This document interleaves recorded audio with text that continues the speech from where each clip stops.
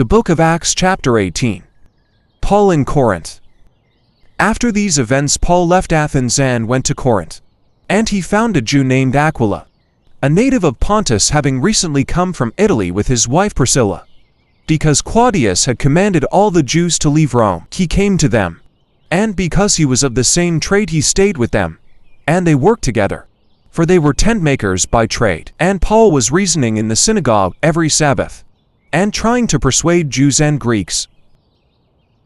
But when Silas and Timothy came down from Macedonia, Paul began devoting himself completely to the word, testifying to the Jews that Jesus was the Christ. But when they resisted and blasphemed, he shook out his garments and said to them, "Your blood is on your own heads, I am clean. From now on, I will go to the Gentiles."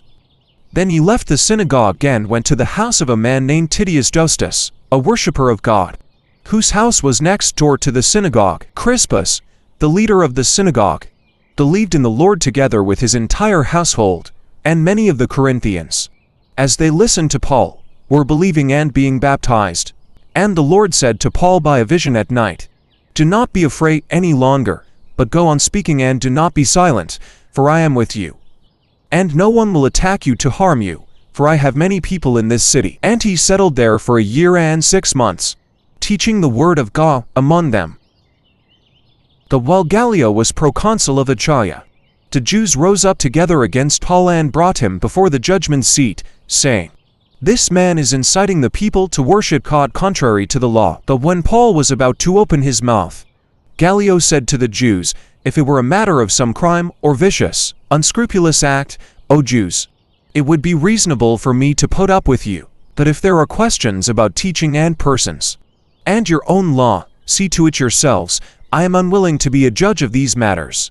And he drove them away from the judgment seat. But they all took hold of Sosthenes, the leader of the synagogue, and began beating him in front of the judgment seat.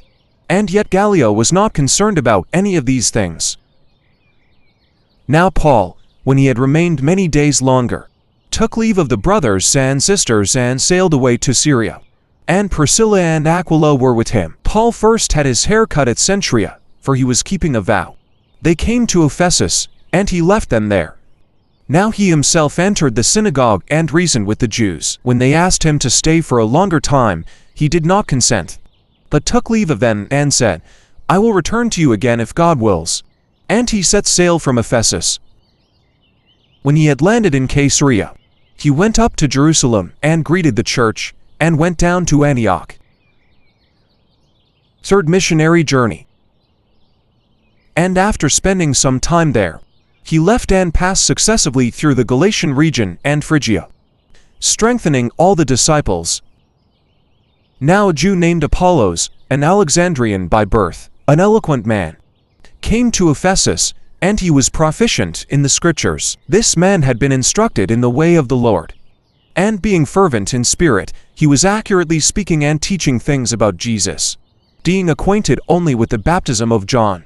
And he began speaking boldly in the synagogue. But when Priscilla and Aquila heard him, they took him aside and explained the way of God more accurately to him. And when he wanted to go across to Achaia, the brothers encouraged him and wrote to the disciples to welcome him. And when he had arrived, he greatly helped those who had believed through grace, for he powerfully refuted the Jews in public, demonstrating by the Scriptures that Jesus was the Christ.